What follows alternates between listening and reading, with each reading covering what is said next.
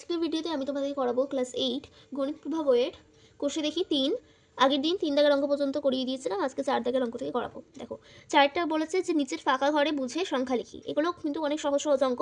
দেখো এটা বলা হয়েছে 9/11 প্লাস কত হলে 0 হবে, তাহলে এটা দেখো এটার অ্যান্সার হবে -9/11। কারণ দেখো 9/11 করলে +9/11 আর -9/11 যদি করো তাহলে দেখবে 0 হবে। আমি তোমাদেরকে অ্যান্সারগুলো বলে দিয়েছি, তোমরা এটা নিজে বাড়িতে আবার ট্রাই করে দেখবে।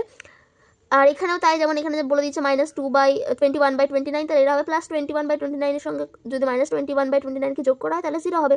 আর এখানে একটু আলাদা হবে, দেখো এখানে হচ্ছে 7 আমি দেখো দেখাচ্ছি এটা কি 7/19 এর সঙ্গে কি গুণ করলে 1 হবে। 7/19 এর সঙ্গে এর অনন্য গুণ করলে মানে 19/7 কেটে যাচ্ছে, তাহলে একই তো হচ্ছে এটা। তাহলে এটা কত হবে, এটা হবে হচ্ছে 19/7। তারপর এটা বলা হয়েছে দিয়েরটা -5 এর সঙ্গে কত গুণ করলে -5 মানে কি, -5 মানে হচ্ছে -5/1 ইন্টু 1/5 হবে, তাহলে ইকুয়ালস টু 1 হবে, মানে -1/5 হবে। তাহলে মাইনাসে মাইনাসে প্লাস, +1 মানে প্লাস আমরা লিখি না সাধারণত, তাহলে বোঝা গেলো এটা হবে -1/5। ইয়েরটা কি বলেছে, ইয়েরটা বলেছে হচ্ছে -15/23। এটাও দেখো একই ব্যাপার, -15/23 সঙ্গে কত গুণ করলে -23/15 গুণ করলেই তো 1 হবে না, 1 মাইনাসে মাইনাসে প্লাস হয়ে যাচ্ছে, তার কথা হবে -23/15। তারপর এটা বলা হয়েছে যে এফেক্টটা -8/3 ইন্টু -21/20। এই দুটোকে গুণ করবে, এই দুটোকে গুণ করবে, গুণ করে দেখবে এইটা হবে 168/60, কাটাকুটি করলাম তো 14/5 হলো। এই 5এরটা বলা হয়েছে 7/18 কে -5/6 এর অনন্য দিয়ে গুণ করে গুণফল লিখি। খুব সহজ, 7/18 এর সঙ্গে -6/5 এর অনন্য মানে কি উল্টে দেওয়া।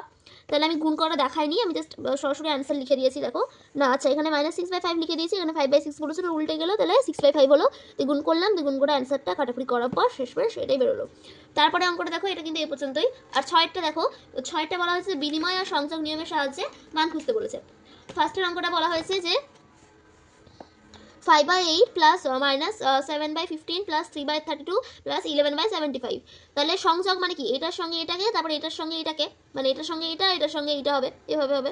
দেখো একটু দাগ দিয়ে দিচ্ছি হালকা করে, সঙ্গে এটা, এটার সঙ্গে এইটা, তো এটার সঙ্গে এটা প্লাস করলে, এটার সঙ্গে এটা প্লাস করলে, তাহলে ব্র্যাকেট দিয়ে দেবে, সবগুলোকে ব্র্যাকেটে ঘিরে দেবে, দিয়ে লসাগু বের করে নেবে। তারপরে 20 + 3 হবে 32, কারণ দেখো এইটার সঙ্গে 32কে যদি দেখো এই দুটোকে লসাগু করার পর দেখবে 32 বেরোবে, আর 32 নিচে লিখে দেবে।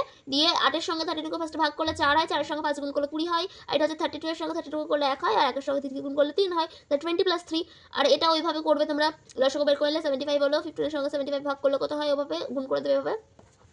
তারপরে এটাকে প্লাস করে লিখলে, আর এটাকেও প্লাস করে লিখলে, তারপরে এটাকে কাটাকুটি চাই যেহেতু এই জন্য কাটাকুটি এখানে ফার্স্ট করে নিলাম। তারপরে হচ্ছে 23/32 আর -8/25 বেরোলো, তাহলে এটাকে আবার লসাগু করে করা যায়, তাহলে এই দুটোকে লসাগু করার পর ওইভাবে ভাগ করবে আর গুণ করবে ওভাবে। তারপরে অ্যান্সারটা দেখবে 319/800 বেরোবে, নির্ণয় মান 319/800। দুইটা দেখো, দুইটাই গুণটা বলা হয়েছে। এটাও তাহলে বিনিময়ে তাহলে কি হবে, এটার সঙ্গে এইটা ফার্স্টে, এইটার সঙ্গে এইটা, মানে দেখো এইটার সঙ্গে এইটা, এইটার সঙ্গে এইটা, তাহলে এটার সঙ্গে এটাই গুণ করবে, এটার সঙ্গে এটাই গুণ করবে। দেখো এটা কিন্তু কাটাকুটি করে নিয়েছি আমি, এখানে ছোট করে লিখে নিয়েছি, কাটাকুটিটা দেখাইনি কারণ খাতাটা একটু বাজে লাগছিল দেখতে, নাহলে এই জন্য তো কাটাকুটিটা দেখাইনি। কাটাকুটিটা তোমরা নিজে চেষ্টা করো, এই জন্য কাটাকুটিটা নিজে করবে। দুটোকে এভাবে লিখার পর কাটাকুটি করে দিয়েছি, 10/99 আর 30/91 হয়েছে। তাহলে মোট এটার সঙ্গে গুণ করলে হচ্ছে 100 আর বাই 3003, নিম্নমান ইকুয়াল টু 100/3003। তারপর অঙ্কটা 7 দাগের অঙ্কটাই বলা হয়েছে এখানে কি, সংখ্যা রেখায় মূল্য সংখ্যাগুলি বসায়। এই সংখ্যা রেখার সাহায্যে মূল্য সংখ্যাটা তোমরা নিজে করে নিও, আমি একটা করেই দেখাচ্ছি। তোমরা 7 দাগেটা অবশ্যই নিজে নিজে চেষ্টা করবে, না পারলে কমেন্টে জানাবে, আমি করিয়ে দেবো অবশ্যই। তা দেখো 8টা করি, 4টি মূলক সংখ্যা লিখি যারা 1-এর থেকে বড় কিন্তু 2-এর থেকে ছোট। খুবই সহজ অঙ্ক।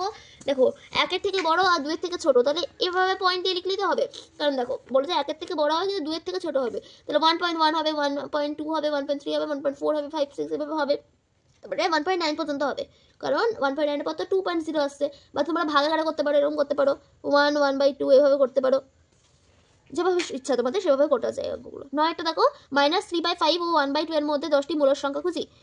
দেখো আচ্ছা 7-এরটা তোমাদেরকে একটু পর করাচ্ছি, ফার্স্টে আমি এইগুলো করিয়ে নিই তারপরে, ওকে।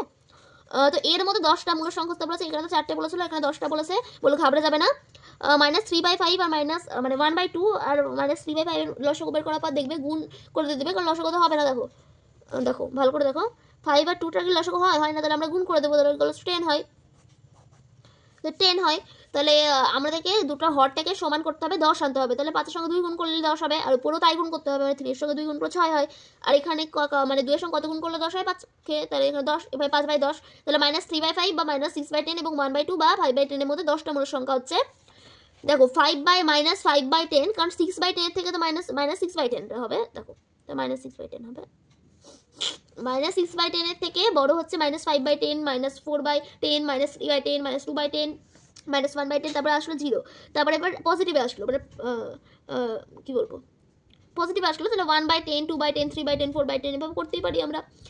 তো দেখো কত হলো, 1 2 3 4 5 6 7 8 9 10, 10টা হয়ে গেছে। 10এর দাগের অঙ্কটা দেখো, নিচের মূল সংখ্যার মধ্যে 5টা করে মূল সংখ্যা লিখতে বলেছে। এইটা দেখো 1/3 আর 3/5 বলেছে এখানে। তো এইভাবে লসাগু বের করে নেবে 3 আর 5 এর মধ্যে, তারপরে লসাগু যাই না বলে আমরা গুণ করবো, ওদের 15 হবে। দিয়ে হরগুলোকে সমান করার জন্য 3 3 গুণ করে দিলাম, 3 আর 5 গুণ করে দিলাম দুটোর মধ্যে, তাহলে 15 হয়ে গেল লসাগু। মানে হরটাকে সমান করলাম, লব আর হর হয়। জানো নিশ্চয়ই হর কোনটা, হর বলতে এইটা, লব বলতে এইটা, মানে লব এটা, হর এটা। গুণ করার পর তোমরা আরও বাড়াতে পারো, তুমি এখানে আরও বাড়িয়েছি, 5-এর সঙ্গে আবার 2কে গুণ করেছি, আর 15-এর সঙ্গে 2কে গুণ করে 10/30, আর এখানে হচ্ছে 9 সঙ্গে 2কে গুণ করলাম, আর 15-এর সঙ্গে 2কে গুণ করলাম, তাহলে 18/30, দুটোর হরটা কি সমান হয়ে গেল। তারপর অঙ্কটা দেখো, এটাকে এভাবে লিখে নেবে, কে 1/3 বা 10/30 এবং 3/5 বা 18/30 এর মধ্যে 5টি মূলের সংখ্যা হচ্ছে 11/30 হবে। কারণ দেখো এখানে কি বলেছে, 10/30 থেকে বড় হবে, কিন্তু 18/30 থেকে ছোট হবে, তাহলে 11/30, 12/30, 13/30, 14/30, 15/30 এভাবে। বিয়ের দাগের দেখো 1/4 আর 1/2, তাহলে লসাগুটা করার পর 4 হচ্ছে লসাগু, তাহলে 4 এর সঙ্গে 1 গুণ করলে 4 হয়, 2 এর সঙ্গে 2 গুণ করলে 4 হয়, তাহলে এটাকে আরও বাড়াতে হবে, কারণ এটুকুর মধ্যে তো হবে না। তাহলে এটাকে 7 দিয়ে গুণ করলাম, একবার 28 নিয়ে গেলাম। তো দেখো 28 নিয়ে যাওয়ার পর কি হলো, 7/28 হলো, এটা 14/28 হলো। এটা কত হলো, তাহলে লিখবে এভাবে। তারপরে দেখো 7/28 থেকে বড়, 14/28 থেকে ছোট, তাহলে 8/28, 9/28, 10/28, 11/28, 12/28। সি এর দাগের অঙ্কটা দেখো -4/3 আর 3/7। তাহলে দেখো দুটোকে, মানে দুটো লসাগু বের করলাম, লসাগু যায় না বলে আমরা গুণ করি, তাহলে 21 হবে গুণ করলে। তাহলে 3-এর সঙ্গে কত গুণ করলে 21 হয়, 7, আর 7-এর সঙ্গে 3, তাহলে এটা লিখে নিলে। এবার 28/21 থেকে হচ্ছে -28/21 থেকে বড়, কিন্তু 9/21 থেকে ছোট। তাহলে কি করবো, -2/21 করতে পারি, -1/21 করতে পারি, 0 করতে পারি, 1/21 আর 4/21। এবার আমরা করব হচ্ছে 7-এর দাগের অঙ্কটা। দেখো তোমাদেরকে করে দিলাম, নাহলে ভিডিওটা একটু লং হয়ে যেত। দেখো 7-এরটা হচ্ছে 1/4 মূলের সংখ্যাটি নিম্নের সংখ্যা রেখাতে স্থাপন করলা। তাহলে ফার্স্টে কি করবে, একটা স্কেল বসিয়ে নিবে। স্কেল বসানোর পর মাপ অনুযায়ী করবে। আমি এখানে 2 ঘর 2 ঘর করে ছেড়েছি। 2 ঘর করে ছাড়ার পর এখানে কি বলেছে, এখানে বলেছে যে তাহলে 1/4কে মূলের সংখ্যায় বসাতে বলেছে। তাহলে দেখো কি করবে, 0 আর 1-এর মাঝে হচ্ছে আবার মেন কাজ। তো 0 আর 1, মানে আমি একটু ছোট্ট করে দেখাচ্ছি তোমাদেরকে, দেখো আরেকবার করে দেখিয়ে দিচ্ছি। একটা এরকম এখান থেকে এখানে একটা দাগ দিবে, হ্যাঁ, মানে ধরো 2 ঘর করে যে ছাড়, মানে এইভাবে, আমি একটু ব্যাকা হয়ে গেল লাইনটা। তো 2 ঘর করে ধরো এইভাবে ছাড়লাম, তাহলে এটা হচ্ছে এই মাপটা এখানে 2 ঘর করে ছাড়ছি আমরা। তাহলে আমরা এখানে ছাড়ার পর আমরা বেশি নিব না, -1 নিলাম, তারপরে 0 হচ্ছে, তারপরে হচ্ছে 1, আর তারপরে হচ্ছে 2। তাহলে এই 0 আর 1-এর মধ্যেই তো 1/4 এগুলো তো আসছে না। তাহলে কি করব, 1/4 লিখলাম, তারপরে 2/4, তারপরে 3/4, তারপরে 4/4, তাহলে কাটাকুটি দেখো 4/4 কাটাকুটি করলে 1 1, মানে 1 হচ্ছে, তাহলে 4/4টা মানেই তো 1, তারপরে 2। তাহলে এইভাবে তোমরা স্থাপন করে দেখাবে কি 1/4 এর অবস্থান। তারপরে 3/4 মূলের সংখ্যাটাকে নিম্নে সংখ্যার কাছে প্রকাশ করলে এটা লিখবে। তারপরে হচ্ছে কি করবে, তারপরে এইভাবে টেনে নেবে, এবার একটু আমি মাপটাকে বড় রেখেছি, 3 ঘর করে করেছি, তাহলে এটাতে অনেকটা আমি জায়গা হচ্ছিল না আমার, তো এই জন্য তো করার পরে একইভাবে করেছি। এখানে যদি মাইনাসে আসে তাহলে প্লাসে নিয়ে, বেশি প্লাসে নিয়ে দরকার নেই, প্লাসের ঘরটাকে কম নিয়েছি আর মাইনাসের ঘরটাকে বেশি নিয়েছি। ফার্স্ট এইদিকে 0টা দিয়েছি, এটা মানে এইভাবে করার পর একটা মানে মধ্যে, মানে একটু সাইড দেখে 0টাকে দিয়ে দিয়েছি আমি। তারপরে 0 থেকে -1, তাহলে -1/4, -2/4, -3/4, -4/4, মানে -1। তাহলে এইভাবে আমি করেছি, তাহলে এইভাবে দেখিয়ে দেবে কি -3/4 এর অবস্থান। এবার হচ্ছে -2/3, তাহলে এটাকে লিখে নিবে এভাবে। তারপরে এটাকে আমি 4 ঘর করে নিয়েছি, কারণ ওটাতেও জায়গাতেই আরও বেশি মনে হচ্ছে, একটু ঘিপচি লাগছিল। তাহলে এখানে দেখো মাইনাসের ঘরটা বেশি আসছে, তাহলে মাইনাসের ঘরটাকে বেশি নিতে হবে, প্লাসের ঘরটাকে কম নিতে হবে।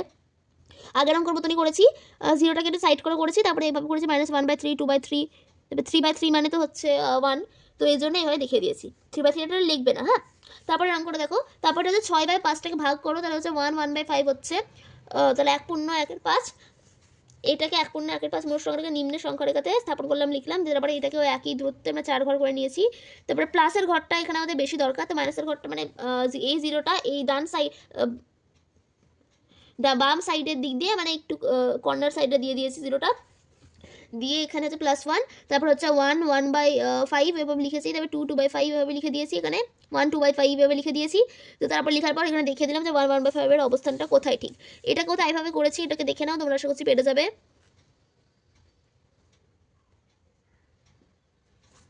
তো আশা করছি আজকের ভিডিওটা তোমাদের ভালো লেগেছে। আজকে কিন্তু তোমাদেরকে কষে দেখি 3টা সবগুলোই করিয়ে দিলাম। নেক্সট দিন তোমাদেরকে আমি অবশ্যই চ্যাপ্টার নাম্বার 4টা করিয়ে দেওয়ার চেষ্টা করবো।